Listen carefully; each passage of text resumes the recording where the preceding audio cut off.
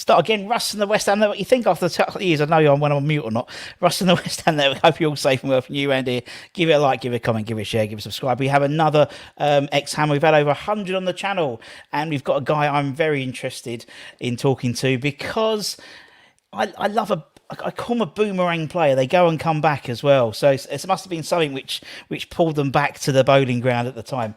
As you saw from the little sort of video, over 100 appearances for the club in 2 spells, and 2 very different spells in terms of management, but also in terms of players. We were just going through some of the players he's played with for his My Hammers 11, which is incredible, the probably the players he's missed out, to be honest. Let's bring him in. It's Mr. Don Hutchison. How are we doing, Don? Yeah, we're doing. That made me smile, that, seeing the old footage of the old West Ham strips there. God, brings it all back. Do you know the one we had? I tell you, we had on. We spoke. I had Michael Hughes on a while ago, and Hughesy, and that Bubbles kit with a massive collar. He was like, I fucking hated that collar because it was so heavy. It was such a heavy kit. Do you know my Michael Hughes story, right? And it's me and him. We had a great little squad of sort of youngsters, single lads, and there was myself, Keith Rowland, Michael Hughes. Kenny was sort of on and off with a girl at the time, so we're sort of single lads. We were getting up to mischief, but nothing with too much drama. You know, just eating together, drinking together, just socialising around Kenny's house. And me and Hughesy got bang into snooker. While we were at West Ham, me and him loved snooker. So we found a snooker hall in Romford. And it was Steve Davis's gaff in Romford. And we used to play snooker in the afternoons after training. And we got that tight with the guy who was sort of behind the bar. We played snooker from sort of 7 o'clock till about 10 o'clock. And the guy said, well, I'm just shutting up. Like, you just need to go. Like, you know, I'm shutting up for the night. And we said to him, what time do you arrive tomorrow morning for work? And he went, don't know, about 8:30. And we went, perfect. Turn all the lights off. Me and Hughes, you're going to play the first of 20 all the way through the night. When you come back tomorrow morning, we'll go to training. And we played the first of 20, me and him, all the way through the night one night. Oh, my day. We loved snooker, me and him. We loved it. Oh, crazy, man. Yeah, I think that snooker hall, I think if I remember, I think it was Kevin Keane and Martin. They went to the one in Ilford. Which Ronnie O'Sullivan used to practice in when he was a young lad as well. But I love it. I couldn't get rid of Hughesy here in Shays Bud, I couldn't get rid of him. He was here for about 3 hours. He's legend, he's a lovely guy. My mother-in-law, she was here. Well, she's still here actually. And she was cooking like bacon and sausages or whatever. And he's like, oh, can I have one? It's like, oh God, okay. Jesus, give Michael Hughes salmonella poisoning with my mother-in-law's cooking. But yeah, he was, lad. And he was like, because he was meeting up with Rowley and Kenny Brown, because obviously they live locally as well. So, absolutely legend. Honestly, magic days. Yeah, it was great. Yeah, a great. I mean, as you said, 2 periods at the club, very, very different periods in terms of sort of managers and also the playing staff. But we just spoke about it just quickly now. Moisey, he's up against it at the moment, isn't he, old Moisey? I know, and he shouldn't be, but it's just the start of the season's been a bit of a poor one. I think it's one of these seasons where I don't know what we're going to get, top and bottom. Liverpool have had a really strange season where they've just been a machine. I thought West Ham would have started well and, such a great campaign in Europe last season. I thought the momentum would have kicked on. Unbelievable signings in Paquetá, Brazil's number 10 signing for West Ham, amazing. And then Gianluca Scamacca, a guy that I've watched so many times for Sassuolo that everyone was sort of chasing. I thought, my goodness me, West Ham are gone places. Then you get off to a bad start, no momentum, lack of confidence. It's like, crikey. Got it all. There's no chance in a million years West Ham are going to be anywhere near the bottom. I wouldn't panic if you're a West Ham fan, but it is baffling the start. It is, particularly, and then obviously the news today. I don't know if you heard it, but we've announced our new sporting director, Mr. Mark Noble. Yeah. And you played with Mark actually. I think it was in a Chelsea away. I think you both came on as a sub in the League Cup. Well, his first initiation was in a bar in Buckhurst Hill called Blue Mondays. Oh, see, I remember Blue Mondays. Yeah, Spencer Murphy's gaff, and we had an all dayer in there. I can't remember if it was an all day or a night time, whatever it was. I think it might be a night time, like a Tuesday night with a Wednesday off. Yeah. And we invited obviously Mark Nobes. And as you do when you're a young'un, he was so shy. He brought his best mate along with him just to sort of break the ice. And the two of them came in with exactly the same clothes on, bright green Ralph Lauren tops on. And you can imagine what the lads were like when they seen Nobes and his best mate, like twins coming through the bar on Blue Mondays. It was like, yeah, like we caned him. But it was like, that was it. He was part of the group, part of the gang. Yeah, I think it's as you know, you appreciate, you know, players who have been around for a long time, have been around the club for a long time. I think when he left, he did leave some a hole, really, West Ham hole, to be honest. So I think it's I think the fan base is quite happy that he's back, although he's only been gone since May. Feels right, doesn't it? It does feel right. I think it was always going to be his passage and his path. I think it's come about, personally, I think it's about a year, 18 months too early. But by what's the announcement and the statements made by Mr. Moyes, Mr. Sullivan and Mr. Noble himself, it's a role he's going to grow into. We've never had a sporting director. Well, and he's never done it, so it's going to take a little bit of time. You know, it's just, he's been parachuted in, so good luck to him. He's a fast learner. Yeah. And that's, you know, it helps when you're a fast learner and you're a grafter and you've got West Ham at heart. So he'll be fine. He might just take a little bit of time. Yeah, and he's been busy. I mean, obviously, apparently since May, he's passed his sport management thing from Harvard Business School. He played in the pro-ams with Billy Horschel. So he's been a bit, you know, he's been busy, old Nobes. Yeah, exactly. But anyway, so yes, we'll see what happens. We'll see what the window, what happens in the sun. Oh, I'm just a bit. I just want the season to get going. I hate international breaks as well, Don. I just do, man. I know. For me, I was covering Scotland last night. So Scotland beat Ukraine 3-0. That was a good win. But I know what you mean. Especially when the season started flat, it's like you want the next Premier League game double quick to come because you want to get 3 points and you want to get off and you want to get rolling. You want to get going. That's what it feels like to me. And then before we know it, we're going to be going for about a month and a half, and then we got a World Cup. Yeah, no, so it's like, you know, for teams like West Ham who are sort of in the bottom three, it's important that you sort of climb that table double quick before then you have that break again, which is, it's going to be bizarre. Yeah, it's going to be really strange, but it is the world we're in this season. So yeah, we'll see what happens, man. Yeah, it's all a bit weird. It's almost like two seasons, isn't it? Because you're going to have the guys coming back from the World Cup. You know, I think we've got 11 at the moment. I think at the international break we've got 11 players out, first teamers on international duty. Obviously, some of them haven't qualified, like Italy and Czech Republic and stuff. So I think there's about 5 or 6 players. But you know, you look at the Man Cities and people like that; their whole squad is basically going to be over there. And you know, then the January transfer window opens. I worked on 5 Live with Darren Fletcher, a good pal of mine, and I'm not really a stats man, but it was just like a random sort of stat, but it was a good one. And it was the day the window closed. It was something like 11 more Premier League games, and it opens again. And it was like, what? Yeah. It just feels bizarre. Crazy. We tracked, obviously we deal with the rumours and stuff, as you know, as you can imagine. I think we tracked 190 players we were linked with. And it's and there was, we didn't get this player. Well, do you think we put 190 bids in? I tell you what though, before the season, if someone had said you're going to get Gianluca Scamacca and Brazil's number 10, you'd have been delighted with that. Yeah, I mean, we did well. I mean, you know, it's probably our best transfer haul we've had since I can remember, probably. So yeah, I mean, you're not chucking Marco Boogers in there? Oh well, do you know what, Don? I've got beef with Boogers. He's the only person to have turned me down for an interview. No, wanker. No. Yeah. You'll get him on. Just keep persevering like you did with me. I was just commentating on games for fun. I was just do it for fun, innit? Do it for fun. It's just, you know, you got a life. You got like a million kids running around. Of course you do, man. At work. Sometimes you need a night off. Chuck my name in. It might sway him. Yeah, or it might do. I might get blocked. Boogers, strange. Yes, he was a strange character, wasn't he? On Marco Boogers, bless him. Yeah. He was all right though, you know, like bit of a weirdo, but like in a sort of nice way, just like aloof. Like he was all right. Like he mixed with the lads, all right. Yeah, I think Mad Dog. I think Harry put him in with Mad Dog for the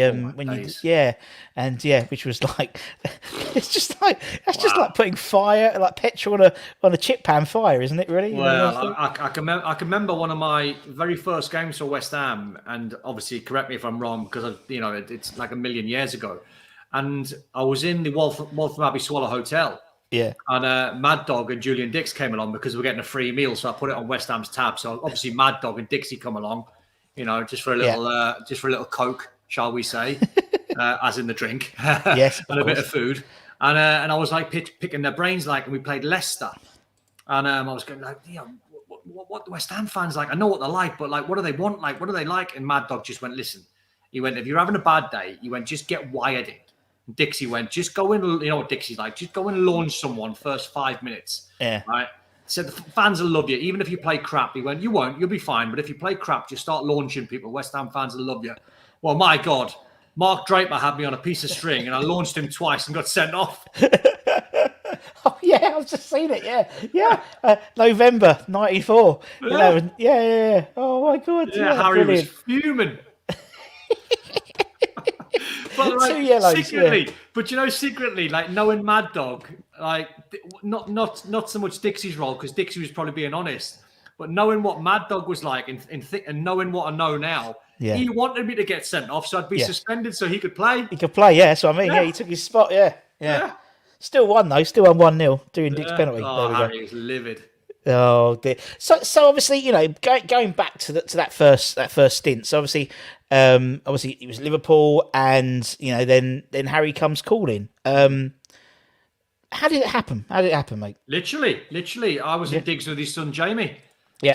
So Harry used to ring Jamie 3 or 4 times a day. Them two were like really, really close. And I was in digs, and obviously I'm sitting there, and Jamie's taking the phone calls, and Harry was cute, like, put Hutch on. Just put Hutch on the line for a little minute, and he'd go, Hutch, you'd love it down here, Alvin Martin, Julian Dix, Mad Dog, Kenny Brown, great young lads as well. Like, you enjoy yourself down in London. Like, sold it to me. You sold more London to me than actually West Ham. You're gonna love it down here. And I was like, no, Harry. Like, I'm happy at Liverpool. Like, I'm just, I'm happy. And then and he just kept chipping away and chipping away and chipping away. And then, of course, when you go through a little bad time, because it's a bugbear of mine. Like, I often hear people say, like, oh, people, you ask the question, like, would you change anything? And a lot of people say, nah, I wouldn't change a thing. Like, your career's your career. I wouldn't change it. Listen, honestly, mate, I put my head on the pillow every single night, and I made so many mistakes when I was at Liverpool. Like, so many mistakes, like all off the field stuff, just being a lad, going out, enjoying myself, partying too much, getting myself into skirmishes, getting myself into trouble, being in the front pages of the papers, being a bit of a nightmare for the club at the time, because the Premier League at the time was a drinking culture. Yeah. Everyone had it. Arsenal had it, with their famous boys, and they used to drink in Hornchurch at the Checkers, and we'd gone on a Sunday and gone to Checkers one afternoon. We'd see still there. It's the stupidest little pub in the world, isn't it? In the middle I can remember, because I used to stay with Jamie, who used to live. Harry was in Emerson Park on a flat. Yeah. And I used to stay there on the couch. That's literally about a minute up the road from me, the Checkers. And me and Jamie used to walk out of there at something like, I don't know, 1:00 in the afternoon. And I think Neil Ruddock might have joined us or whatever, or whatever the time. And we'd walk along the Checkers, and we'd see Tony Adams in there, and Ray Parlour and Merce.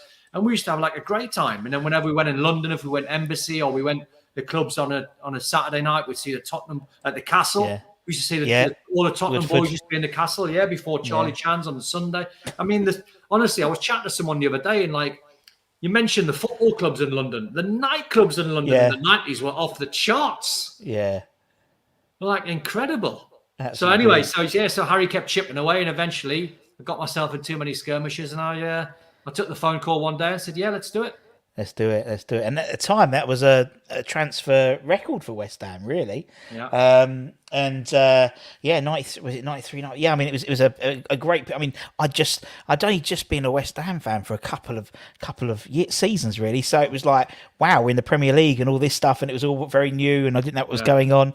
But absolutely fantastic time. And as you said, you came in there some absolute characters. Amazing. I mean, we were talking, as I said, just before we started. We'll do your Hammers 11 at the end, but it's you just reeled off, Moncur, Bishop, Martin Allen. It must have been just a riot. It was, mate. And you got to be careful what you say with terminology these days. But the dressing room was like a man's dressing room. Yes, fair enough. Yeah, I mean, which in a football sort of terminology, you know what I mean. It was like proper men in there. Like, you had to look after yourself. You had to stand up if you had an opinion.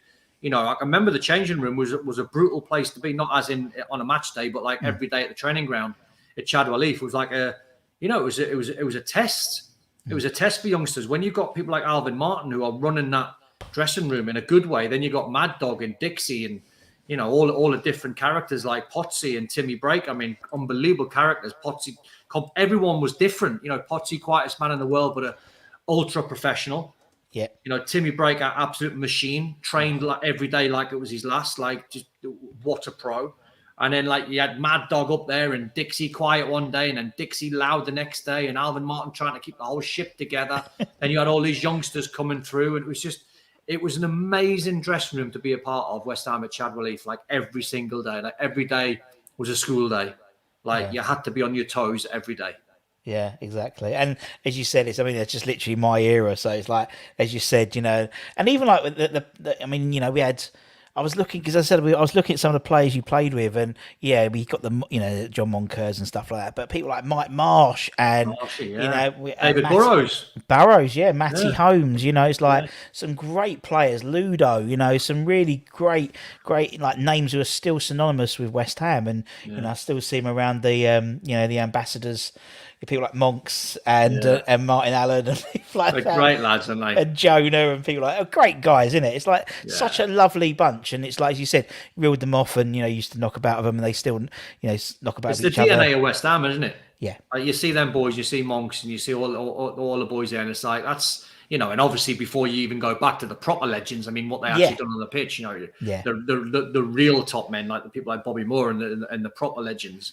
But in our day, that dressing room was amazing, and these guys who are still working at the club on a match day are still, I would imagine, for fans, like a brilliant experience meeting them because they've got so many stories. Yeah.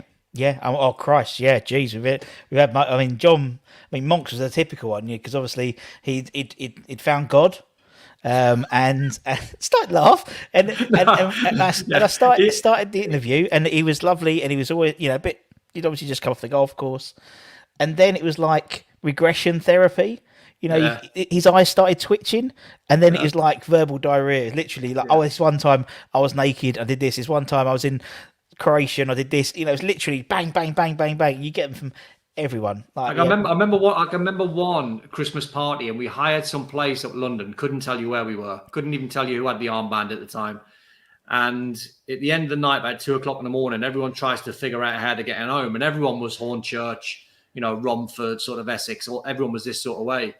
And for whatever reason, John Moncur took all his clothes off, seen a lorry, and just gambled on the lorry would be going back to Essex. And he got on the back of the lorry. We didn't see him till the next morning. It was halfway like around the M25 somewhere. Could have been going anywhere. But every John Moncur story does end in John being naked. Yeah, it was his thing. It was Monks' thing, like get me top off, get me kecks off. That was Monks' thing.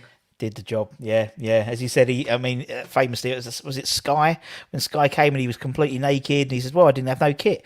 Then he had kit every week, every day from Eddie. Eddie would put the kit out all the time. But obviously, you played, you joined, and then on your home debut, you scored. Yeah, you scored. Newcastle. I mean, obviously you lost the game, but that's always great, isn't it? To get your first game. I know you didn't win, but get a goal under your belt and a booking as well that day as well. Standard. But I think bizarrely, my two debuts for West Ham were both against Newcastle and both scored. So obviously Newcastle in whatever it was, 94, and then back in 2000, 2001. Home debut. Yeah. He scored again. Yeah, give the Newcastle fans a little bit of jip behind the goal. Yeah, give it one of them with a little bit of verbals as well. I love it. No, he's. But I mean, obviously, you played that first sort of stint, went away, and then came back under Glenn. How did that happen? How did the second stint happen? The second one was quite bizarre, actually, because I was loving life in Durham. I was living in Durham, playing for Sunderland at the time, and my mum had cancer for about 17 years, and she was really struggling over the years. And obviously, I'd been to Liverpool, I'd been down to West Ham, I'd then been to Sheffield, then I went back to Merseyside with Everton. So I sort of felt as though I was travelling around the place, as we sort of do as footballers, a bit sort of nomads, if you like. And when the Sunderland move came about, it was like, right, this is going to be it. This is where I'm going to settle for the rest of my life. I'm going to go back to Durham. I'm going to take care of my mum and dad. I'm going to buy a nice little barn in Durham, which I did. Done everything right. And then one season in, basically what happened was, and the Sunderland fans know the story because I've told it, but a lot of them are not aware of the sort of full story. And when I was leaving Everton, I could have joined 4 clubs at the time. And one was Charlton under Alan Kirbishley, and it was highest paid player, captain's armband. One was Coventry with Gordon Strachan. I met him at his barn in Warwick, and it was highest paid player, captain's armband. The other one was Peter Reid and Sunderland, not highest payer. And the other one was Brian Robson's Middlesbrough. And they had like Alan Boxick and all at the time, so nowhere near like any of them boys. But I'd worked out if I was going to sign for Sunderland, and I said to Reedy and I said to Bob Murray, the chairman and the chief executive, and I'd not earned a lot of money throughout my career. When I was at Everton, I was club captain on $6,000 a week. When, you know, like Kevin Campbell and Materazzi and Olivier Decor and Big Dunk, they were on like 28, 30. So I was like one of the lowest paid players with the armband. So when I was leaving, I worked out and I said to Bob Murray and Peter Reid, listen, if I sign for Sunderland over a 4-year deal for what you guys have offered me compared to the other 3 clubs, I'm going to be losing £2 million. And they were like, well, you know, like we really want you. And I went, listen, I want to come. I'm just making you aware that Middlesbrough, Coventry and Charlton have all offered me more money. So let's shake hands. And if we do well and we're loving it together, we can rip this contract up in a year's time and we can get me a little bit closer to Niall Quinn and Kevin Phillips. You know, they were the big earners at the time. So anyway, fast forward a year, I had one of the best seasons I've ever had in the Premier League. I loved my life at Sunderland, playing on the right wing, Julio Walker on the left. We had Kevin Phillips and Niall Quinn through the middle. We had, you know, Alex Ray, Gavin McCann, Stephen Schwartz in midfield. We were going everywhere. You know, I remember going to West Ham, scoring the winner. Me and big centre half with the long hair. I can't think of his name at the minute. It might come to me. Anyway, we won 2-0. I scored one of them cheeky free kicks. Then we went to Tottenham away from home. I scored the winner there. We went to Stamford Bridge, beat them 4-2, scored 2. Went to St James's Park, beat them 2-1, scored. We were going everywhere away from home in that year with Sunderland and beating everyone away from home. And we were second top. Man United were top, and we were second top at the end of Feb. And we played Man United, and it was like if we won, we would have went top. We lost 2-1. They had Andy Cole, I think, sent off, and we had 2 men sent off. Anyway, we drifted to about 7th. And then the end of that season, Glenn Roeder put a bid in. And really pulled me and said, listen, West Ham have been on the phone. They've put a bid in for you. What do you want to do? And I went, well, thank Glenn. I didn't know Glenn at the time. I said, thank him. I said, like, I really appreciate that he wants to have a look at me and, you know, wants to bring me back. I said, but for all the reasons I've said, with my mum not being too well and being settled and, you know, moved to a million clubs, I'm happy where I am. And I said, but under one condition, I went, you do me a favour, Gaffer, will you look at the contract and maybe just get me a little bit closer to the big boys? They couldn't. And then I went to see Bob Murray probably a day after they put the official bid in. And I said to Bob, I said, listen, just to let you know, I met him at the stadium and I said, listen, I don't want to go. It's nothing against West Ham. I'm just happy at the football club. I said, but can you do something with the wages? And he went, absolutely not. You've only been here 1 year. And it sort of rocked me. It put me on the back foot. And I went, Bob, I said, I've been here 1 year, but I've lost £2 million, not signing for Charlton, Middlesbrough or Coventry. And he said, listen, he went, it's up to you. He went, you can either take them, you can either stay on the same contract or go to West Ham. And then it sort of like pissed me off a little bit. Yeah, and then I spoke to Glenn, spoke to West Ham, and it was like, no, I'm going to West Ham. Because the first spell didn't end too well under Harry. So always they had unfinished business. Yeah. So once West Ham came in for me, it was right. Yeah. Glasgow Rangers then came in at the last minute under Dick Advocaat, and they were in the Champions League. And it was like proper torn because I was playing for my country at the time. And my dad was a Rangers fan. And I was like, shit, like I really want to play for Rangers. Hell. Yeah. Like, I really want to play for Rangers. And then I'm like sitting there going, right, Celtic twice, Aberdeen twice, Hearts twice. Then I'm thinking, where else am I playing? Yeah. And then I'm thinking, if I go to West Ham, I'm playing at Upton Park every week. I'm playing at Old Trafford. I'm playing at Anfield. I'm playing at Goodison. I'm playing at Highbury. You know, playing at Spurs, rattling off all this. And I went, no, I've got to go back. I said, West Ham's pulling me. I've got to go back. Got unfinished business. So I went, come back. And it was like, loved it. It was like, once I got my head around the Sunderland bit, I loved it. Well, it makes sense. I mean, you know what? I love interviewing ex-players because you get the honesty, and as you said, you know, and I think some people always think, I think football fans have a utopian view of football players, In that, they're going to they love the club forever, and it's not about money, but it is a job and it's a profession. Yeah. And I think people, if people, I mean, at the moment, we got contract negotiations with Ben Johnson, which have stalled because he wants more money, and it's like, well, fair enough, So, and I think people sometimes need to sort of take their claret glasses off, and it's Well, there's really there's a honest. million reasons why people Yeah, sign, don't sign, and it can be the small things like, if your family, if your wife and your kids are settled in a school, yeah, do you want to really go and uproot them to go all the way wherever, northwest or up to Glasgow or wherever you want to go? Or sometimes you think, well, I'll actually, if you in Ben Johnson's case, he wants a certain number. Let's just say he wants 50 grand a week. I've no idea yeah, what he's on. yeah, And and he puts the feelers out to other clubs, and he might reach that number and get 50 grand a week. But actually, when he thinks about it, he goes, actually, I've got a chance of playing for West Ham. I've got a good manager in David Moyes. The fans love me. We're in a fantastic stadium. We've had a terrific run in Europe. If I settle for a little bit less, my wife's happy because she hasn't got to move. The kids are still in school. I've not got to uproot them. So there's a million and one factors that can make you stay or leave. totally. And fans never really get the full gist of it. They just see player wants more money. He's being greedy. He's greedy, And Sunderland fans were singing "greedy bastard" to me for like years and years and years. I'm thinking, I don't really know the proper story. No, I didn't want to go. Yeah, but then obviously you left and you came back, and when you came back, obviously the side, one or two of the same. Monks was still around, a few others, but it was almost a different team, really, wasn't it? In all honesty, you had sort of that sort of 90s, early 90s periods of the Martin Allens and stuff had moved on, and you had quite a cosmopolitan squad. You had the likes of Xhaka and Sebastian Schemmel and Di Canio and a very sort of Freddie Canute, Defoe, yeah. What's it? I mean, and so you had that sort of emergence of that sort of that young crop of players, like you said, Carrick, Joe Cole. You had Trevor Sinclair. Yeah, some really interesting, totally different.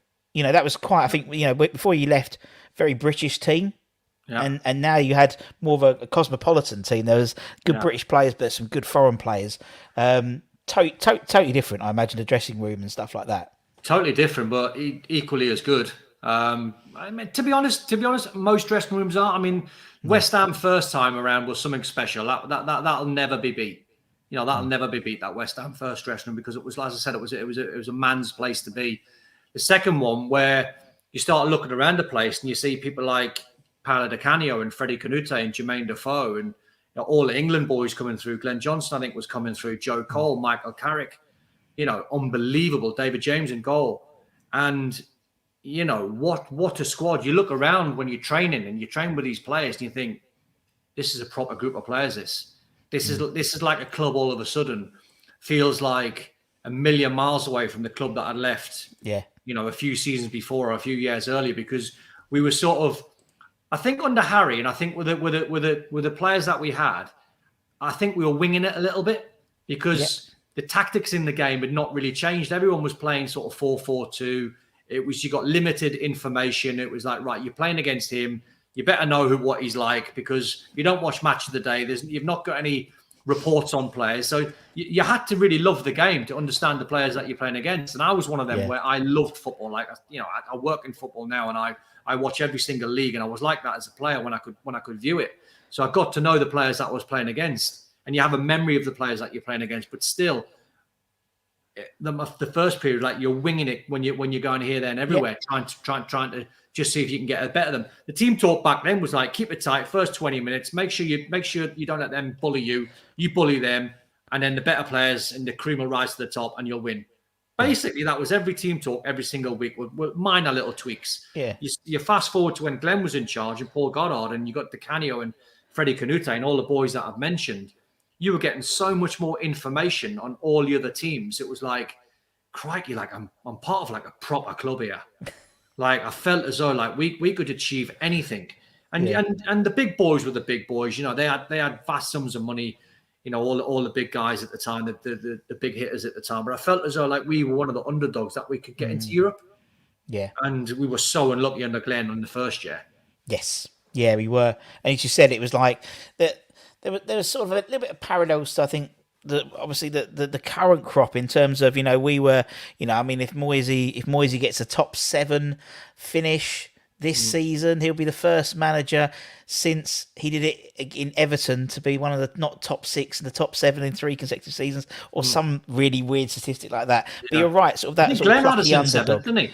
He had you in 7th, yeah. I'm Which pretty sure felt as though we should have been a spot or 2 higher. Yeah. Definitely. I mean, you reeled off some amazing players. It was and it was sort of again that was sort of Jekyll and Hyde period as well, because obviously we played so well one season, the next season we didn't play so well, and it was just like football's a funny thing. Do you know what? Like I still say it, and I still find it utterly bizarre that the team that we had went down with 42 points. Yeah. Premier League record. I mean, it could only happen to West Ham, couldn't it? Yeah. You go down with a Premier League record. I mean, how we finished 7th were more or less, in my memory anyway, more or less exactly the same team, exactly the same coaching staff. And then the next season, we just couldn't get going. And we couldn't put our finger on it. And it was bizarre because we didn't start the season too badly. But it felt like we couldn't get going. We couldn't go back-to-back wins. Yeah. And it was bizarre that year because you look around the dressing room and I can remember like when we were like, whatever position we're in, bottom 3, bottom 5, wherever we were, we were like, we're going to be fine, man. We've got Di Canio there. We've got Tremaine Defoe, we've got Canute, we've got all these England boys. Like we've got people like Steve Lomas who know the game, Christian Daly, people that know the game. We're going to be absolutely fine. And we kept saying we're going to be fine. We're going to be fine. And all of a sudden, it was January. And it was like, where's that 5 months gone? And then everyone knows once you go past January, there's a million games in January, like December, January. Yeah. Before you know it, you're in March, and February, March, you're in a relegation battle. You're never in a relegation battle before Christmas. After Christmas, we were like, we're in the shit here. Like we could go down. It was mental. J-Mo said the same thing when I asked J-Mo about that. He's like, he says, I still don't know what happened. And no one does. There's parallels to this season, though, isn't it? I mean, we've been, we finished 7th last season, and we riding, and we just can't get going at the moment. It's been a bit of a change around. Where not with you guys, but obviously this current crop, there's a lot of change, a lot of people coming in, people leaving. But as you said, with you guys, it was like, Never got it, man. Never got it. And then once Trevor Brooking took over, unfortunately, we lost Glenn for a little while. Yeah. And then Trevor come in. And again, I don't really know what happened. I don't think Trevor done anything magical. I think he kept it quite sort of basic. His team talks were, right on the money. Nothing too complicated. Picked his best team. I couldn't get in the team at the time because I was coming back from my ruptured ACL. So I was trying to get back into the side. So I couldn't actually make it into the starting 11, which was unbelievably frustrating. I wanted to help and I wanted to play my part being out for so long. And obviously what happened to Glenn, I felt as though I'd sort of let him down. I'd let everyone down, but I couldn't do anything about it. I snapped my ACL. I literally had to go through 10 months of agony trying to rehab. And then I think I come on in a game at Man City and missed a sitter on the line. I still see it these days. And I literally hit the post from a yard, and then someone scrambles it in and we win. Some I don't know who it was, Freddie, I think it might have been, or someone, or Trevor, Sinclair, someone, but I missed a sitter. And we went on that run for about a month where we were like champions form.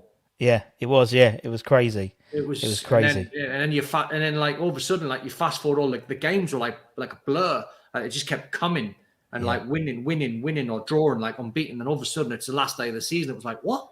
Yeah. Last day, what? We need to win at Birmingham. We need to beat them. And results need to go out, and it was like end of the game, and it's like we've gone, we've gone down, we're 7th. A minute ago we were 7th. 5 minutes later we've gone down. It was rapid. Crazy. Right, let's get some questions. They got some questions. Let's get Anton. He's on. He's got to feed his kid in a minute. Anton's got a question. Go on, Anton. Don, you're a total legend, mate. Listen, Scottish accent you can hear from me, but I've got a kind of similar story to you. My dad's a Londoner, where you were born in England, and your dad was Scottish and stuff. And I had a bit of a tough time just being a fan because I supported England quite passionately, Don. Oh, you're a rascal! And proper rascal. But you had that in the same foot. let alone scoring a bloody goal against England as well. So how did that's just kind of double-barreled question, really. I mean, how did people take it, especially teammates, that you know, it was Scotland that was your national team?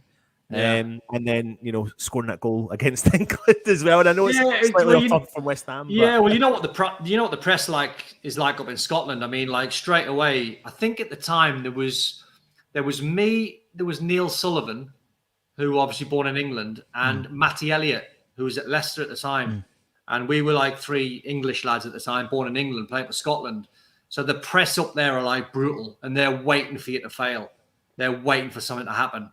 And Matty Elliott got sent off in a game, don't know, 5-6 caps in. That sort of ruined him a little bit because the press sort of went after him, if you like. Where I was, and I hope you two agree, I was always very committed. So it wouldn't matter for a fan. Hopefully you agree. I mean, I was the type of player where I could play shit, obviously, but you'd see me have blood, sweat, and tears and give it all. I wasn't a fanny footballer where you'd go, Butch has gone missing. He's trying tricks left, right, and centre. Like, it's not, I wasn't one of them. I'd go in for 2-footed tackles when I'm playing poorly. So I could always lean on that sort of side of it. And that's what happens, I think, when I had the career that I had. I mean, listen, like I played for West Ham. I mean, let's whisper this one. Played for West Ham, went to Millwall. I know. Right? That never happened. But, never happened. Factually, it's correct, but it's a blur. Born in England, played for Scotland, played for Liverpool, played for Everton. So I've never done anything particularly conventional. So I've had to sort of suss it out and go with the flow as I went along. But the teammates were fine. Scottish lads were fine. Yeah. No, that's cool, man. Listen, I've got so many. For some reason, you always, well, not for some bad reason, but you always appeared on the front of the Hammers News magazine when West Ham released it. So you were sometimes the poster boy, Don, quite a lot. And I used to collect it as a kid as well. So I had several images of you on my wall, which I hope you don't find that really odd. But I'm telling you that. But I've still got those copies. We must have been a good-looking team if I was the poster boy. Well, you in the middle of the magazine, you used to get the poster, so it always used to come up a lot as well. They must have tossed a coin and went, Marco Boogers, Julian Dix, or Don Hutchison. Let's go for Hutch. Let's go for Hutch this week. We need to get, at least the wasn't numbers comparing up. against the Indowie, though. So I mean, that's all right. Or Darnie, beautiful Darnie. Yeah, of course. Yeah, beautiful man. Listen, I only wanted to jump on and ask that question. I need to head because I've got a little one I need to go and feed, and it's my turn, so I just need to go do it. Go on, mate. We know. Yeah, go on, son. Nice to meet you. Cheers, man. Cheers, mate. There you go. Cheers. And so he's the other guy on the channel. So as I said, he's a Scot, but proper West Ham fan. Right, let's get some questions going, and then we'll do your 11. Right, okay. Question from Mark: if Don had been a player manager at West Ham, which position would he have selected for himself? Oh, see, I was a jack of all trades, mate. I would be like, right, if I'm picking my team and I'm in the current team, I'd say, right, where do I think I can get in without weakening the side? Nice. So I was again. I was lucky. When I played for Howard Kendall at Everton, he had me as a sort of holder midfield player. I hate mentioning like central DM and number 6 and number 7 and all that, and number 8, number 10, Cam and all that sort of stuff. To be honest, I've played every single position on the park. I remember Graham Souness very quickly when I was at Liverpool. He didn't fancy me as a central midfield player. And he said to me, "When I don't see you as a midfield player, when I see you as a right back, when you like a tackle, you can snap someone." He went, "You can put good delivery." I mean, I tell you what, he went, "If you play well in the Resis this week," he went, "I'll play you for the first team." And we played Nottingham Forest. Do you remember Franz Carr? Yeah. My God, he tore me to shreds. Absolutely tore me to shreds. And after the game, Graham Souness come down, he went, "You're not a right back, are you?" I went, "No, never been a right back." So to answer the question, anywhere that can get in. Love it. 6, 8, right-sided player, right back, wherever. Love it. Question from my mate Leon. Hey Russ, can you ask Don to tell the story about Don's dad and what Glenn did? It's so special. I'll take this to the grave. So as I said before, my mum had cancer for 17 years, and my dad was a miner down the mines for like 35 years. And he was every dad's hard as nails, aren't they? Everyone's old man's hard as nails. Yeah. He was rock solid, my old man. He was 6'4", hard as nails, down the mine. We all thought my mum, because she was struggling, she was going to go first. Well, we played a game at Upton Park, and Glenn, the manager, got me after the game and said, "Listen," he went, "your dad's took ill. He went, get your suit on, get in the car, drive to Newcastle, double quick. He went, I'll phone you in the car. So he went, just let me get the press conferences out of the way. Let me do, whatever the scoreline, whoever we played against. So I got in the car, heads up my arse, got my suit on, just drove, got on the motorway, started driving to Newcastle. I got about sort of half an hour, 45 minutes into my journey, and the gaffer rang me, Glenn rang me, and he knew, because the physio, John Green at the time, had took the phone call that my dad didn't have time. It was literally, he was going to pass away like any minute, any hour. So Glenn phoned me, and he was on the phone from the whole journey, from just outside of whenever I left Upton Park and got on the motorway. But it felt like about 4 or 5 hours he was on the phone, just taking my mind off things, just talking about the game, talking about the dressing room, talking which players he's going to sell, which players he's going to bring in, what system he's going to... Just being an absolute gent. And it was something I'll never, ever forget. And I went up there and I saw my dad. I got there just in time. He lasted, I think, sort of 24 hours, just shy of 48 hours, and then he passed away. And it was like, I'll never forget Glenn for that. Like an amazing gesture. What a human. Lovely man. What a lovely man as well. God rest him. Right. From PCADS, coming your eyes from Detroit. Is Craig Burley that grumpy? Yes. He absolutely loves it. I mean, he takes something to beat Lomi. So Lomi's nickname in the dressing room at West Ham was Dot Cotton. He just... Like, if the sun's shining, Lomu's like, sun's too hot. I can't see. The sun's blinded. When it was cold, it was like, it's freezing. What am I doing here? I look at Chad Waleef, it's a shambles. If the balls are too hard, I can't. Just like moaned about anything. Like Dot Cotton, like the biggest moaner. But Burley's not far behind him. Brilliant. Love it. We get them all over here, all fans all over the place. Right. What would you change now at West Ham if you could? The only thing I would change, mate, is I'd start playing Skamaka. You said it before we started, didn't it? Didn't we? Before we started, I know Gianluca Skamaka had a little illness about sort of 10 days, 12 days ago, which might have knocked him back slightly. But I commentate on Serie A, and I've been watching him for a fair few years. And all the big clubs, I think Inter, Juve, they were all looking at him. They all fancied him. And when West Ham got him, I thought, what a signing that is. Then I seen him play on the couple of Thursday nights when he was starting. And then he was scored in the first two games. And then the Premier League games after he scored, he never started. I'm thinking, I'm not really feeling that one. Like, surely as a striker, because I know how strikers' minds think. They're different. They're built differently to everyone else. When you score, you're on a run. You want to play the next game. And I find it a little bit bizarre that he's not started too many games. So I think if I was having a little flea in Moyes' ear, I'd go, get starting him. Starting him every single game, because if you play him from now at the end of the season, he will score you 20 plus goals. Yeah, I agree. You can tell, innit? There's certain players, when we said before we started, he just even when he was not fit from his illness, he just gets into the right positions. And can you imagine him and Antonio together? Because Skamaka's a little bit like Sebastian Haller, where he can come short, because that was another thing. When West Ham signed Haller, they signed him as a sort of number 9. Haller was never a number 9. Jovic was the number 9 at Eintracht, and Haller was the sort of number 10, and he played up front. And Chicharito was at West Ham at the time, and I'm thinking, oh, that's perfect. Chicharito 9, Haller 10, amazing. Then West Ham sold Chicharito and played Haller as the 9, and I'm thinking, that's not his position. So I look at it now, and I'm thinking, like, Skamaka can do that. He can play alongside Antonio or come a little bit deeper and get Antonio running down the sides. Those two could be a nuisance for anyone. Yeah, you're totally right, man. It'd be absolutely amazing, particularly, and as you said, with Cornet as well, absolutely. Flipping them in, and Paqueta in. It's a beautiful thing. Yeah, beautiful thing. Did you deliberately target any player to flatten them before the game? Kinda. We sort of said Martin Allen told you to go and just tackle someone. Yeah, I mean, you have to be careful in the 90s because it was.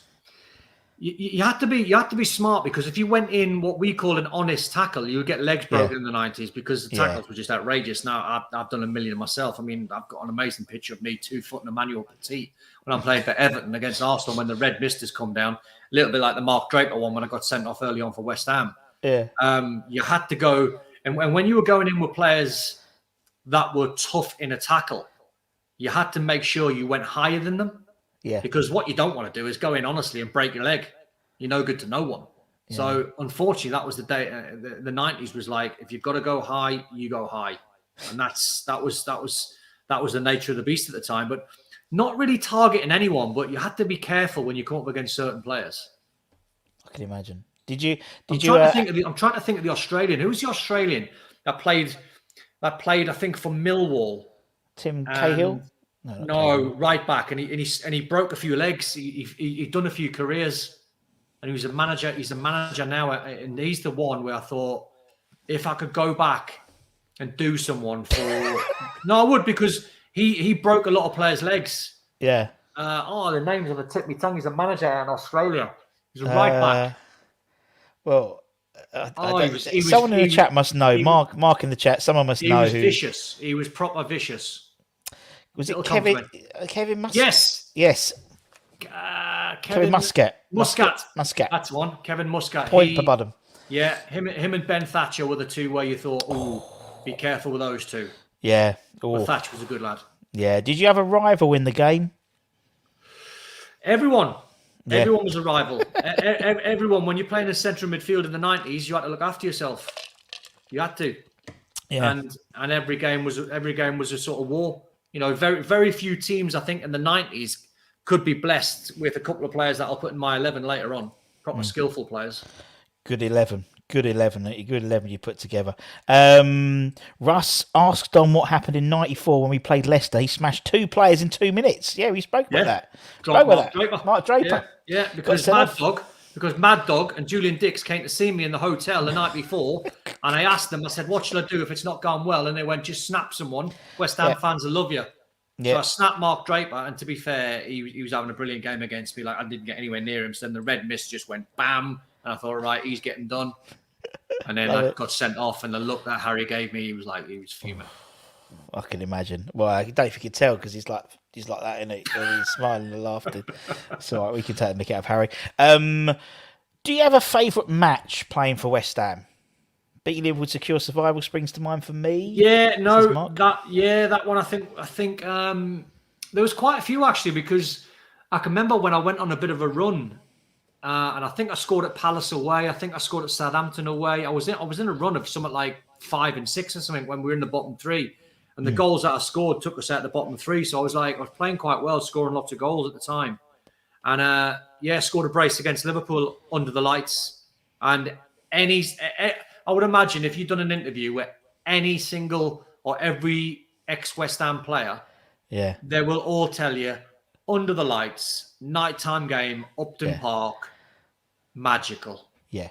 Like special. Every one of them, from Brian Deere in the early 60s all the way up to Pedro Obiang was probably the most recent player, and everyone talks about that. You know, I don't think we know why. I just think there was something in the air. Maybe the fans were a little bit different after a hard day's work and they'd let their hair down, and maybe everything. And the chicken run was lively at the time. That was, you had to make sure you'd done a little bit by the chicken run, otherwise you'd get absolutely hammered down that side. So it was just nighttime games, the floodlights on, just brilliant. What was that chicken run like? Oh, I got it once, and I was quite lucky. I didn't get it too many times, and I can remember the game, and we played Chelsea in a cup game, and we lost the game, and the last goal that we give away was all down to me. It was my fault, and someone's went down the right hand side for Chelsea, and they've put a cross in the box. And David James is sort of standing in front of me. Obviously, we're kicking that way. JMO's sort of where you are, and we're going that way. And I've checked my shoulders, and the cross has come in. And I've gone like that. No one near me. I've literally chested back at David James. Gianfranco Zola, who must have been about 2 foot tall, was down by my ankles. I didn't see him. He's nipped in and scored the winner. And I was playing on the right-hand side, just in front of Schemmel at the time, right by the chicken run. My God, I got nailed. Like brilliant, like nailed, hammered, abused, everything. The lot. You got both barrels. Yeah, the lot. Both barrels. Oh God, funny place. I think there's always that sort of slight And I mean, I've worked at the club now for this is my 22nd year, and I'm a big advocate of the London Stadium. Just the spectacle of it. But there was something, wasn't there? As you said, those nighttime games at the bowling, tight ground, the smell of that grass. It's the history of Jeff right. Hurst and Bobby Moore and Greavesy and all that. They've all played there. They've all played on the same turf, same stadium. So we were like, well, it's just part of history. Yeah, you're totally right, man. Right, let's go into your 11. So I don't want to take you for too long. Right, so as I said, everyone we get apart from Harry, Harry didn't do his 11 because he was too busy talking about Bobby Ferguson, and he had a call with America, as he always did. But Bish didn't give his 11. Did he not? Because he didn't want to piss anyone off. Oh, what? That's not like Bish. I know, innit? He's changed, innit? Since he's gone to America, he's changed, innit? He's changed. The rock star Bish didn't want to piss the anyone rock off. star of his hair, and Wow, anyway, so everyone we try and get puts together in the 11. We've had a quick chat up. Some hell of a player. You see, we've probably spoken about 30, 40 players you could have put into the side. Let's start off with in goal. Lots of goalkeepers. Who's in goal for the Don Hutchison 11? Well, I think the standout too was David James, but I think the man that's going to pip JMO to that spot is Ludo. Yeah. Because he changed the game. I remember Wimbledon with a Vinnie Jones long throw, and that was their weapon at the time. And I can remember them coming to Upton Park, and Vinnie Jones is down the right-hand side, chicken runish down that sort of side, and he's gone for the long throw. And Ludo, instead of standing on his line, which every goalkeeper in the world done, Ludo went and stood on the penalty spot. And I'm thinking, God, that's brave. But he's like 19 foot tall, wasn't he? Yeah. So it was like no one, and he can jump like another 5 feet as well. So it was like whatever he was, 6'6", gonna jump about 8 feet.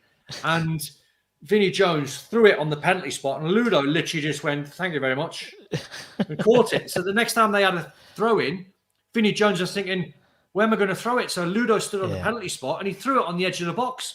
That was their whole game plan knackered. Their whole game plan out the window. And then the one game that obviously stands to mind was stopping Man United winning the league when Ludo was on fire. Yeah, and that's one of my greatest memories. Because Fergie absolutely nailed us after the game, called us a disgrace. Because we upped our levels like you wouldn't believe when we didn't play well at all too many times. So sorry, JMO, but big Ludo for me. Yeah, and obviously Hughesy, because he scored, didn't he, that goal? And you had was it Tony? No, is it Kenny Dalglish bought all the champagne or sent loads of champagne down from Blackburn? Yeah, because Liverpool got beat at Anfield that day, but we stopped Man U winning the league, which was iconic, really, because I think it was the very first time, and I think the only time that Sky Sports ran a sort of split screen. The game at Anfield and obviously our game, which was like, amazing. Yeah, I mean nowadays you can just do it yourself now. It's crazy now. You can do it on the telly. But you're right, it was quite revolutionary at the time having both games at the same time. Right, put Ludo in goal. Let's go left back. Who's going to be left back? Left back's easy. It's got to be the Terminator. It's got to be Dixie. Yeah, loved him. Loved him. I was at Liverpool with him. I lived with him. I lived with him and his wife when they were up in Liverpool. I adored Dixie. Fantastic lad. A little bit misunderstood. Yeah. People thought Dixie wasn't very nice, wasn't very polite, wasn't approachable. It wasn't that at all. Dixie's actually quite shy. He is, yeah. He's very, very shy. And Julian, I was there. I was at his kennels. Julian and his wife, they loved animals more than humans themselves because they trusted them and that they had the affection that they could give. And they knew it was sort of pure. There was no animosity. There was no tricks. There was nothing dastardly happening. It was like he loved these dogs. The dogs loved him. It was a way of life. He was very shy, but once you got in Dixie's circle, he let you in. Yeah. And then once you got close to him, he'd take you and he'd fight anyone for you. Yeah. And as I said, I was at Liverpool with him. I lived with him up in Liverpool. He then came back to West Ham, and then I followed him not long after that, and we were super close at the time. And just a brilliant lad, like an amazing player, hard as nails. I mean, I remember when he ruptured his ACL. I mean, I've done an ACL, and I was on a stretcher at Upton Park. Julian played on for a game and a half. He did. True story. John Green told me. He said he ruptured his ACL. He played on. I think he fell off the pitch. I don't know if it was at Upton Park or somewhere in the Premier League when they sort of had that them sort of beveled little pitches onto Yeah, the sort of asphalt. yeah. And he'd done his whole knee in, but he played on for a game and a half. Rock hard, like pain threshold off the charts. Mental. And as you said, one of these guys. It's when he crossed that line, he was a different player, different person to off. As you said, very very mild mannered, very lovely guy. And I think he's in the States now. I think is he? Yeah, I think he's doing. I don't think it's the. It's not the MLS. I think it's the one below the MLS. I think he's working as a technical director there or something. Right. Like It was great when he was back with Slav, wasn't it? Oh, great. Yeah. It was. It's what you needed, a bit of West Hamness. Right. Okay. Let's go right back. Who's going to be your right back? See, I'm torn here. I've got two. I've got Stevie Potts and I've got Timmy Breaker. And that's one of them. I want to leave it to the floor. I want to see if anyone wants to help me because I can't split them. Do you want to decide? Julian's in North Carolina. There we go. North Carolina? Well. Okay, right. Just from my own personal opinion, I'll go whichever one you say because I love them that much. I love the both of them. Do you know what? I'm going to put Tim in because Tim's a friend of the channel and we haven't had Stevie on because he's talk about Julian being quiet. Potsy's even more so. So, and also I've got the picture of Tim Breaker ready, so we'll do Tim Breaker. Unlucky then, Potsy. Yeah, you nearly got in. Lad. Nearly got in. But obviously, when Tim came in, obviously he took over from Potsy at right back, didn't he? Then Potsy moved into midfield. I mean, Potsy was. I mean, to be fair, Potsy was probably a better player than Tim, and I think Tim will probably say that as well. He's honest enough to say that. Agreed. But I think one of my memories with Tim was not so much when he was playing. It was when he wasn't playing. I don't think in my whole career, spanning 20 years, I've ever seen anyone work as hard when they weren't playing, as in coming back from injury. Yeah. He trained like a demon when he was injured. Like I've never seen, like when you're injured, you try to like feel your way back into it. You go, I won't push it because just in case I break down. So I'll ease Tim was like full tilt. He was full tilt, and that's the way he played. He was like 100 mile an hour, like one pace, but like a machine. And he was on the treadmills, he was on the ellipticals, he was on the weights machines, he was out running. No one watching him, not Glenn or anyone, not really, or Harry, not really watching him. But you could see if you stayed behind in the afternoon, you'd go, "Who's that doing doggies up and down there?" And it was like Tim. It was just a machine, the both of them, model pros, him and Stevie. Absolutely love it. Right, okay, so we'll put him. Sorry, Potsy, but you haven't come on yet, so there you go. Let's go centre half. First centre half's definitely Alvin Martin. Yeah, absolutely. Definitely. Legend. I mean, he played till he was like 60. I can remember it was one of his last games. He had his shorts right up here. He got done by look at him there. He's about 59 or something. He must still be there, playing.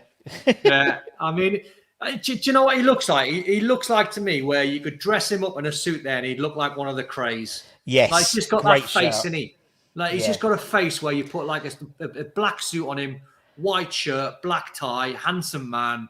Stature 6'4", still a lovely looking man. I mean, he's good looking fella. Yeah, he goes to my his grandson goes to my daughter's year, and so lovely, well turned out. Still does the Tom Bowler at the school fete. Does he? Do you know what I mean?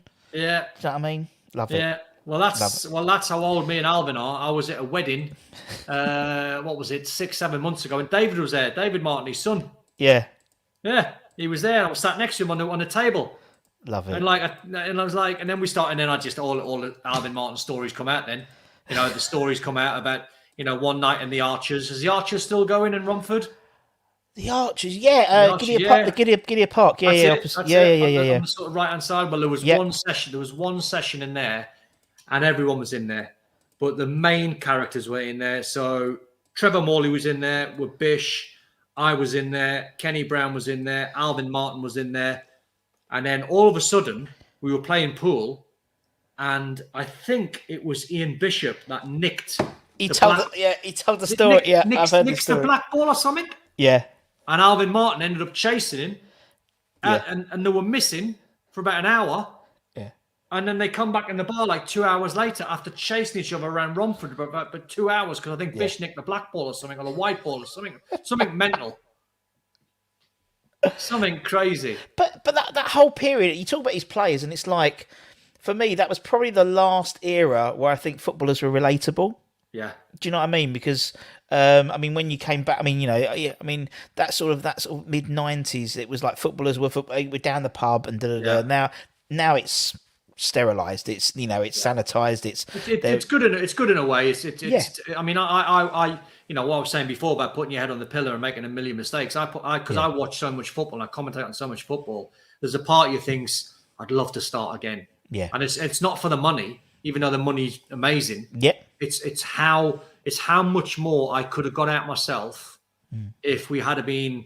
We were dedicated. Don't get me wrong. No, totally. But everyone in the '90s who were involved in the drinking culture, I think everyone holds that demon. I think you can see when you watch people like Paul Merson, who's a brilliant lad, great lad. I think we all put our head on the pillar, and we all think if we didn't get involved in that drinking culture at the time, I might have got 5% more or 10% more, and we'll never know.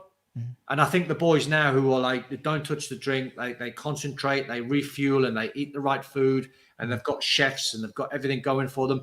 They're getting the maximum, or they should be getting the maximum out of their career. They shouldn't be leaving anything behind.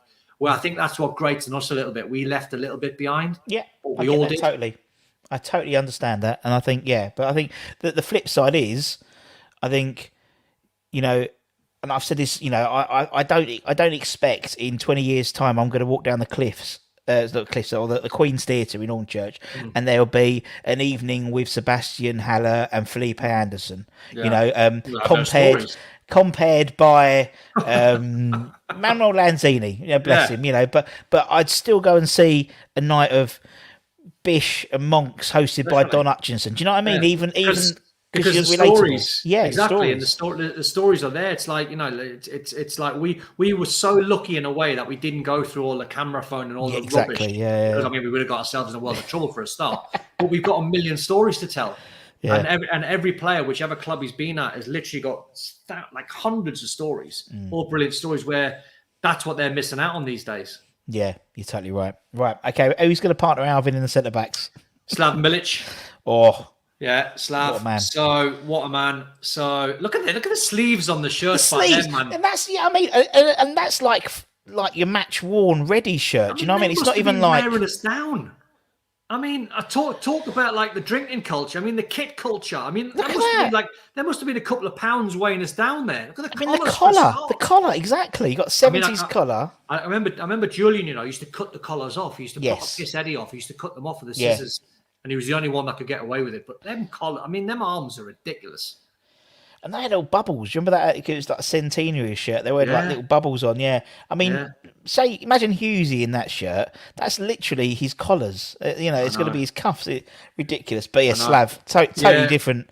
Totally different. I took to Slav on day one when he signed Slav. Again, whatever new signings were made for West Ham at the time, they used to put them in the Waltham Abbey, the Swallow Hotel. Yeah.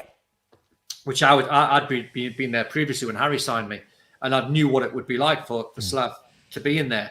So Slav had a couple of days training. So Slav couldn't speak no English at the time, and obviously I couldn't speak Croatian, but we sort of, you sort of get by, give it the old, drinking one or the food one, whatever. And I just said to him, I said, listen, I'll come and see you for a bit of food. So I went to see him for a bit of food, and I looked at him and I thought, I was in this hotel for about 3 months when I signed for West Ham. So I said to Slaven Bilic, I went, get your bags. I went, pack your bags. I went, you're coming with me. And I was lucky at the time. I bought a 4-bedroom house in Emerson Park. And I had a beautiful place at the time. Barleycorn Way I was living in.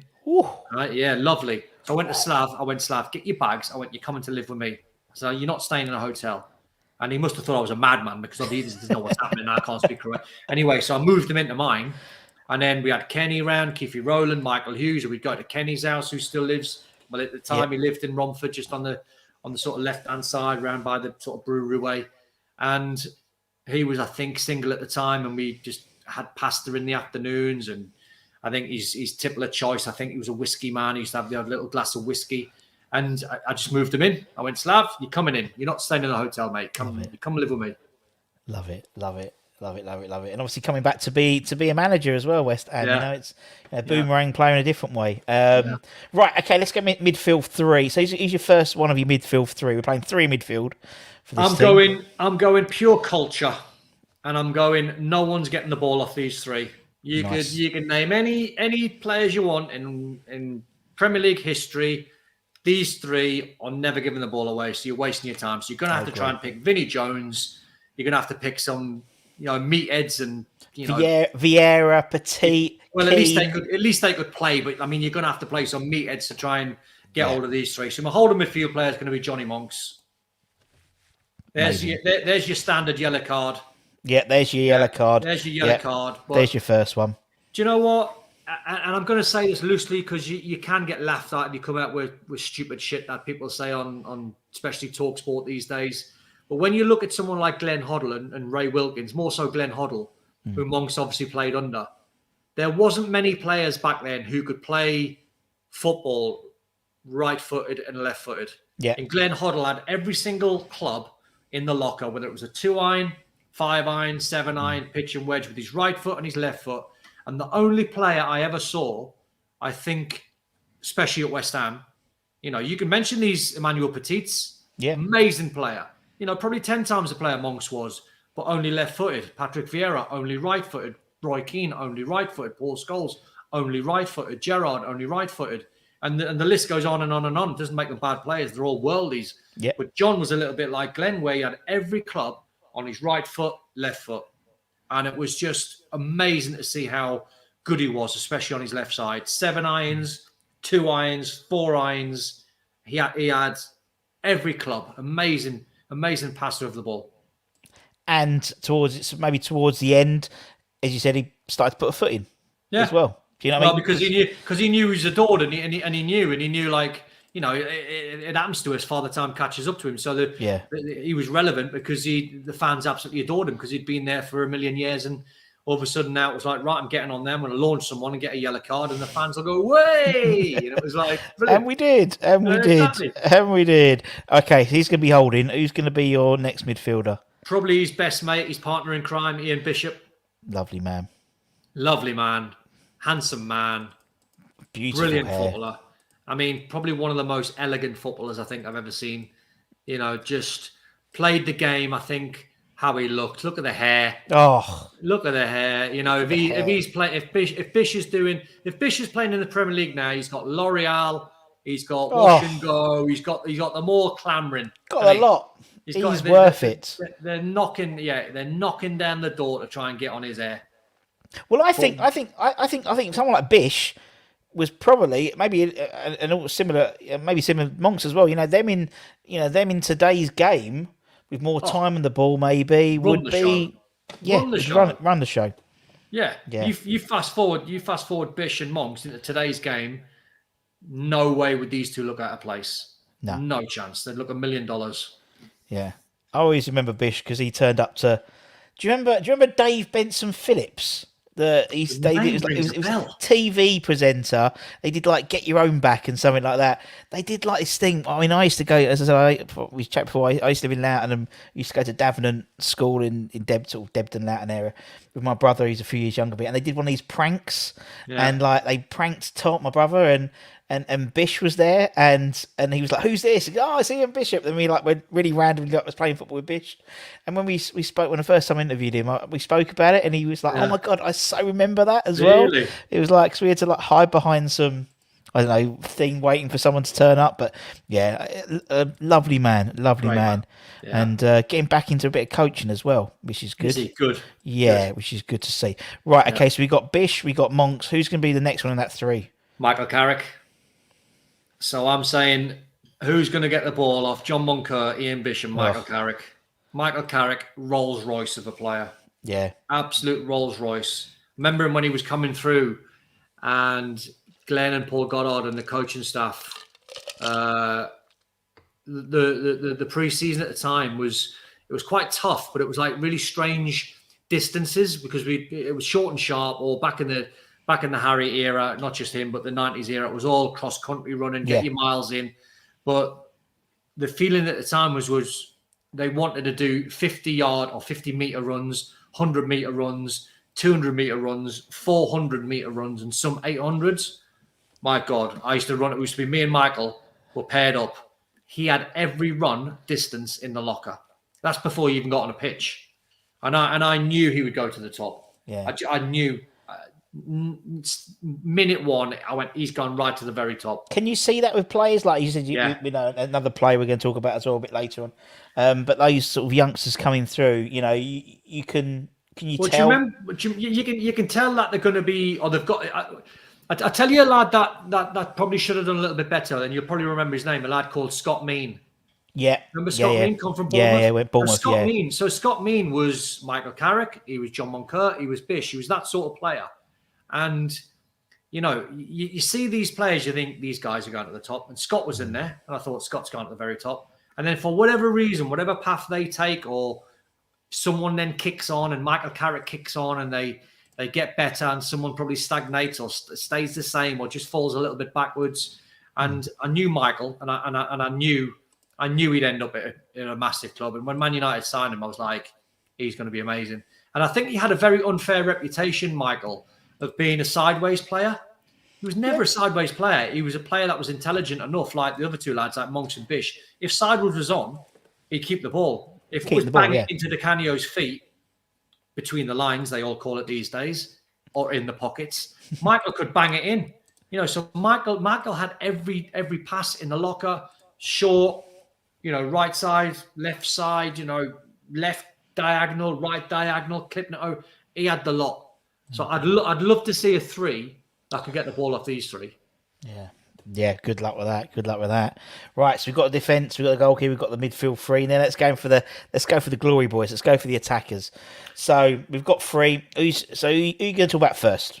I'll talk Joey Cole first, I think. Yeah, makes sense. I'll talk Joey. Yeah, I'll talk Joey first. One of these lads that were coming through at the time. And again, I mean, Joe was something special. You know, he had all the tricks of the sort of modern day player where we never got taught these skills, and I could never even try the skills that Joey was doing. But it was brilliant to see that he was confident enough to do them. Yeah. And actually, I can remember, and I spoke to Joe about it, and he remembered the game. And it was the game that I was mentioning before when I was playing for Sunderland, and it came to Upton Park, and I scored the winning goal, and it was Stan Varga who scored the other one, long head centre back for Sunderland. He scored the other one, and we beat West Ham 2-0. And Joey Cole was either one of his very first games, and he was trying tricks, and they were all coming off. On Match of the Day that night, they literally hardly showed my goal, Stan Varga's goal. They did, and they literally showed like a montage of Joey Cole, rightly so, like, because he was amazing. But I said to Joey afterwards, I said, I remember this, Joe, and I went, what you got to be careful sometimes is, you know, tricks are not everything. You've got to be effective. And John Moncur told me this, and it still stays with me to now, and I pass it on to my lads. And John said to me, there's no point in doing a trick if you then give the ball away. Yeah. Where Joey, when he was raw, was trick, give the ball away. Trick, give the ball away. But Joey was intelligent, and he cottoned on quite quickly. And I told him about that night where he got featured on Match of the Day, and he obviously seen it because it sort of it brought the whole world to how good Joey could be. Yeah. I said, but Joe, you lost the game 2-0. I said, we come to Upton Park and beat you 2-0. I scored and Stan Varga scored. So there's got to be a bit of a method in your madness. If you're going to try all the tricks, make sure the final pass is a good one, or the assist or the goal. And he cottoned on very quickly, Joe. And then to add on to all the tricks, he then added on the goals and the assist and the flair. And, you know, you come through the sort of academy, and the West Ham fans loved him, and he loved West Ham, and he was, you know, a West Ham lad. And what a great player. Yeah. What a brilliant player. What a player. That's an amazing player. Right, okay, so it's Joe. Who is next? I'm going to leave, even though they're different positions, I'm going to go to my number 9 first, because I think it's worth leaving the other player to last. So I'm going to go, and it was a hard one because, you know, I played with Freddie Canute, who I thought had all the attributes to be an absolute world beater. Agreed. I mean, Freddie was 6'5", could jump about 8.5 foot, technically outstanding. But for a pure goal getter, it would be Jermaine Defoe. Just electric. And I was working with Joe last weekend. We were on a Premier League gig together. And I said to him, do you remember I put a session on? And I think it was Steve Lomas put a session on with you, Jermaine. And he went, go on, remind me. And I said, right. I said, the session was me and Steve Lomas, either side of a goal. We got a goalkeeper in goal. And we used to ping one ball out to the edge of the 18-yard box to Jermaine. And we used to wrap it into him as hard as we possibly could. And his first touch had to be inside the D. And then what we would do is, say I played the ball out to Jermaine. Yeah. Steve Lomas had to run out and close him down and be a defender. So what he used to practice, and I don't think I've ever seen anyone practice apart from Alan Shearer and Jermaine Defoe. He used to practice shifting it half a yard on his right foot, waiting for the defender to potentially block it and aim through the defender's legs. Wow. And Jermaine and Alan Shearer were the only two centre forwards, I think. And you can look back at loads of Jermaine goals where he'd shift it half a yard, strike it, defender would then sort of dive in or open his left leg to block it, go through his legs, block the goalkeeper, bottom corner. And he was just a poacher. Natural, wasn't it? Natural goals. Natural. He went. He went. Did he go to Charlton? Was it Charlton? Did he go? Where did he go? Ipswich or somewhere? And Bournemouth. He went to Bournemouth and got like on loan. 9 or something. Like that. Yeah. And then we brought him back, and he was just scoring straight away, and it was like ridiculous player. And I think he played in the 4-4 against Charlton. Might have scored a couple. Quite possibly. Might have scored one. I think Kitts might have scored a hat-trick, something like that. But he was a brilliant player. Love Kitts. Right. Okay. So we've got Defoe. We've got Joe Cole. Who's going to complete this well-beating side? Well, I mean, this lad is going to be delighted that he's playing with Jermaine Joey Cole. But even when he sees Bish, Monks, and Carrick behind him, Paolo.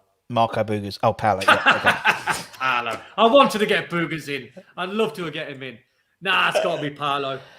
Paolo was just you know what I said before about Julian being a different character? Yeah. Paolo was off the charts, being difficult, being different, being amazing. He could come in on any single day and be the angriest man and the most horriblest man in training you've ever seen in your life. And I can remember one day he came in and he was awful. Paolo was awful, ruined the session, horrible. And he sort of didn't mean it. And I don't really know what was behind him, whether it was just the way he was built, because we're all built a little bit differently. Yeah. The next morning he came in and he gave it the old Paolo tears. He went, Paolo, sorry for yesterday. Paolo, really sorry. That was not the real Paolo yesterday. Like, amazing actor. Like, he could be an actor. And he came in and went, look what Paolo's done. And he baked us a tiramisu cake. Oh, right? Yeah. That's his autobiography. Yeah. Literally, it was amazing. God knows what was in it. I mean, anything could have been in it, but it was amazing. And he baked us it. He went, Paolo, really, really sorry. Paolo loves this dressing room. Paolo loves West Ham. West Ham's not the same without Paolo. Paolo, West Ham. Like, just amazing. And he's a genius, man. Just a genius. But my God, he was hard work. Yeah. Like, he was hard work. Like, when I was coming back from my ACL, Paolo was injured. I can't remember what his injury was. There was three of us. There was me, Stephen Bywater, who had a wrist operation, and Paolo. And John Green had the three of us. I mean, three nightmare lads. Poor John Lee. Jesus. And him three. I mean, honestly, poor John. I mean, probably the worst three. If you add Monks into there, that would be the worst four ever. So, all right. But I was pretty okay. I used to moan, but I used to sort of get on with the hard work. Paolo, you need to manage him like you wouldn't believe. But he had this just ability to, he could be the angriest man in the world, but yet he would still turn it on. So he was just a footballer. So it's a waste of time saying to Paolo, right, pre-season Paolo, can you go and do 10K and run around Epping Forest or Hainault Forest? Like, you'd lose him. So what you'd have to be clever, you'd have to put a session on where you get the same distance out of Paolo, but you put a ball at his feet, because that's when he comes alive. And it was like the glint in his eye when he had a ball at his feet. And he was amazing. Me and him actually used to go and play. We used to go. There was a gym at Chadwell Heath where back in the day, I mean, I can bore the tits off you about a game called D's, where it originated in the 70s and come through the 80s, and it was you couldn't step into a game at D's at Chadwell Heath. Basically, what it was, inside the gym, there was two sort of big D's, like a sort of hockey sort of D, right? And then the game was, if I was playing against you, I would have the ball in my hand and I have to volley it all the way down the other side of the gym. So a good 50 yards, and you had 3 touches and the ball can't drop to the floor. So you might chest it, you might set yourself, and then you've got to volley it back. So the ball never, ever touched the floor. I mean, you could get the best players in the Premier League. They couldn't play D's. D's was something you had to practice before you even stepped on that court with John Moncur and Ian Bishop. No, seriously. Like, you'd step on there and go, I can't do that. But then over a period of time, practice, you could. So in the end, me and Paolo used to play it, and we'd be there for hours playing D's. And Paolo used to come alive, like with the ball at his feet. asking him to do something different, challenging him. Again, ball, tricks, like an amazing character, like proper left field, hard work, hard to predict what mood he was going to be in. But when he was on it, no one like him. Yeah, totally agree. Totally agree, man. Tell you what, that ain't a bad side. I know that's not a bad. That's a well-beaten side. You know, I could do a job now. That could do a job. So, yeah, I mean, on a serious note, in all of their pomp, I think you're looking now. Obviously, you know, you got to take these guys for what they were. So Alvin in his pomp, and Slav in his pomp, Ludo in his pomp, Timmy, Dixie. I think you're looking there, Premier League now. I think you're looking there, top 6 side, top 7 side. No, I agree. I don't think we'd be a million miles away from top 6. No, I mean today's game as well. You know, it's not necessarily. You know, it'd be interesting to see because, Defoe's probably one of the last sort of goal scorers, isn't he? Really, you know, now most forwards aren't goal scorers. You know, not poachers. You know, even Haaland will drop, or Skamaka will drop off. You know, Defoe was like Tony Cottee. He'd stay, and obviously you play with TC as well. You know, they'd stay like on the 6-yard box waiting for the ball. You know, proper like TC was a great player to play with. Yeah, that's where me and Harry had some of our biggest rows. Because Harry wanted me to be a little bit more like Carrick, Moncur, Bish. You know, you keep giving the ball away. You know, Monks never gives it away. Bish never gives it away. And I was going, Harry, I said, TC's playing as a number 9. He doesn't want to see me going sideways. I'm going to risk, right, giving 20 balls away today. But I'll find TC 5 times and he'll score twice and we'll win. Yeah. I went, you've got to accept, Harry. No, I picked the side. I want you to do it. We used to have some blazing rows. Doesn't surprise me at all. Great rows. Yeah, well, great rows, isn't it? Because it was for the benefit of the club. It wasn't. Yeah, that's for me. It's not like, you know, you're kicking off being, you know, TC doesn't want me looking at him and going, oh, no, I'll just go sideways because that's what Harry wants. He wants it slid through for him. Yeah, that's what Jermaine wanted. Man. Yeah, no, exactly the same, man. Some lovely comments. Please come back. You're a legend. A legend, says. Well, getting to know because I might be able to help them with the sporting director. Exactly. One. They might need some help. There we go. You see, you miss you guys. Scout, you see, bit of a chief scout. Yeah, exactly. That's a great shout, chief scout. Well, I mean, there's so many other ex-players now around the game. The amount of players that are recommended to different managers over the years that they've not took a chance on. I mean, I don't know if you've seen the boy Mudryk who plays for Shakhtar Donetsk. He is the next cab off the rank. Someone's going to sign him. Might be Arsenal. Might be, I don't know who it's going to be, but he is electric. Well, that's the thing. Someone like yourself who's watching games everywhere. You know, it's yeah. Who knows? Who knows? There you go. Don? See, there you go. You're only local. Well, exactly. I'm in Epping. I'm still in local. Yeah, I'm in Epping. Exactly. It's not that far. It's even closer. Give us a shirt, Nobes. Give us a job. Love it, man. Listen, man, I've taken enough of your time. It's been. I could have talked to you another 2 hours, no problem. But I know you got. I know the little one and stuff. You want to get some sleep. Mate, if you need me in a few weeks' time, if you need me in a month's time, just give me a shout, mate. Give me a text. Legend, man. Thank you so much, man. I can chat footy. I've got some great stories as well. Great, and we love to hear them, man. I'm going to kick you out, so don't worry. So you don't need to leave. But it's been an absolute pleasure. Brilliant. Cheers, Dom. Take care, man. And I have to apologise. We're trying to get Rich on from South Africa. You haven't spoken to him for ages. Rich, I've worked with Rich with Premier League. I know, because Rich is part of our network. He's part of the group. But I didn't realise he left me a voicemail, a really apologetic voicemail. I didn't realise that obviously in South Africa they're on like these rolling blackouts, so he hasn't got like any electricity for like. What do you mean? Got no power? No power. Literally in South Africa they have these rolling blackouts, so he literally hasn't got any power until about 10:30 tonight or something ridiculous. So next time. Yeah. Next time. Next time we'll get him on. Yeah, much love. Cheers, Don. Cheers, man. I'm going to kick you out. Take care, man. Pleasure. Thank you. And there was Don Hutchison. What a lovely man. Fantastic watch. Do you know what? You're totally right. You are totally right, mate. I absolutely loved it. What a lovely man.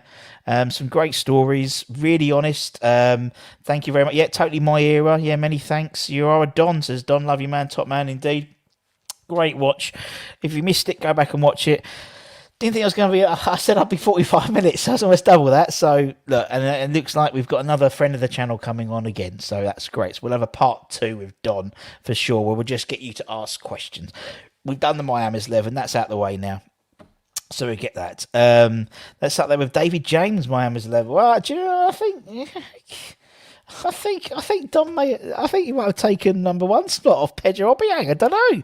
I really enjoyed that. Really enjoyed that. Anyway, apologies I couldn't get through all your questions as well. There's a few, one from Andy, Senegal, but I didn't want to take him for any longer, unfortunately. But what we'll do is we'll do a part 2. We'll get him back on. Do you know what? I'm gonna have to tell him I love him. I totally agree. I think what we'll do is we'll definitely get him back for a second part and just let you guys just go at him with questions and stuff like that. Thanks, guys. Love you chatting to join the network. Indeed. And as I said, next week we've got another ex-player coming on. Very different. Don played 110 games for West Ham. The guy we're getting on next week only played. Let's have a look.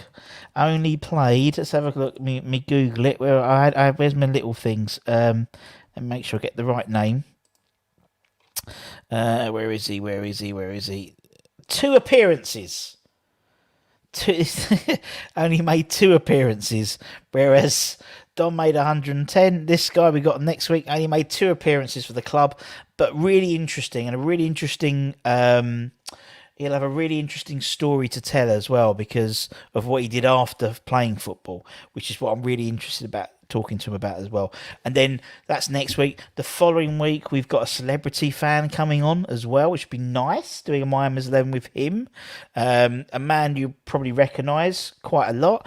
So we've got him coming on. And then we get into October, which is going to be crazy. It's not Razvan Rat, Red. It's not Razvan Rat. He made more than 2 appearances anyway. So, as I said, that's great. Can we... See, that's great. I'll leave that to Gatesy Budge because I like to give a little bit of suspense about who we get until the day. I know what you mean. It's the video chat questions were nice, but I like to give a bit of suspense. That's Gatesy's thing, man. I'll leave that to Gatesy, but I appreciate the idea. Anyway, if you're new, Andy, give it a like, give it a comment, give it a share, give it a subscribe. I'll be back tomorrow. Tomorrow, Don Hutchison is a boomerang player. He's gone away and come back. So what I've done is I've put together my Boomerang 11, which will go through maybe on Friday, maybe tomorrow lunchtime, going through some players who played for the club twice. So, yeah, it's a bit different, particularly as there's not much happening apart from, well, go back and check Miami's 11, not Miami's 11, go back and check the Hammers headlines today with everything with Kira and the COVID outbreak in Germany, the German camp. We got Ben Johnson's contract stalls. Maybe the first transfer rumour of the January transfer window already. The 22nd of September, is that a record? Possibly. Go back and check that out. And obviously we went through the whole thing. Look, that's what I mean. Just got a message to him. Could have chatted all night, mate. Legend. Do you know what? That was it's so true, my man. It was and fair play to Leon, DJ Leon, for those prompts there. As I said, we'll get him on. You know, now he's invested in the network. We'll get him in. We'll get him on more. We need to get Tony Carr back on as well to do another. And people he spoke about, we'll get him. Hopefully, getting Bish back on soon. Johnny, we're getting Morley back on soon. We're working on another current player to get him on, just trying to get the okay from his club, and we'll get him on as well, and a few more celebrity hammers. So Howard, I could have, and he's got a little one, same as Anton. So there we go. We put Holly's video up today, very short one from Holly today, as Holly is currently in Ibiza on her hen do. She's staying in, I believe, Ibiza Rocks. And I think she's seeing Craig David's, or she better not see him today, on Thursday. Took her for a drink on Monday. We were making love on a Thursday. Today's Thursday, Friday. No, when was it? Took her for a drink on Monday, Tuesday. We were making love by Wednesday. And on Thursday, Friday, Saturday, children Sunday. Dad won't be happy. Seeing Craig David on Thursday. Know what's going to happen. You turn me gay, and my missus does not agree. Fair enough. Just leave that comment on. If you're new around here, give it a like, give it a comment, give it a share, give it a subscribe, maybe become a channel member. We'll maybe give away some prizes tomorrow. I've got some prizes to give away, which we'll probably do tomorrow. Or maybe, now, do you know what? I'm going to hold them back. I'm going to give some. I was hoping to give some prizes away tonight, but I'll give some prizes away next, the next interview for the best questions. We'll do them for next week. That'd be fun. Anyway, so take care, everyone. Stay safe, wash those hands, stay lucky, stay cheeky, stay positive, stay warm, stay dry, stay happy. Go back and watch from the beginning. As always, I'd like to thank all our channel members at the end of each of our shows. So take care. Ciao, my friends. Bye. See you tomorrow, 12:30, as per usual. Bye.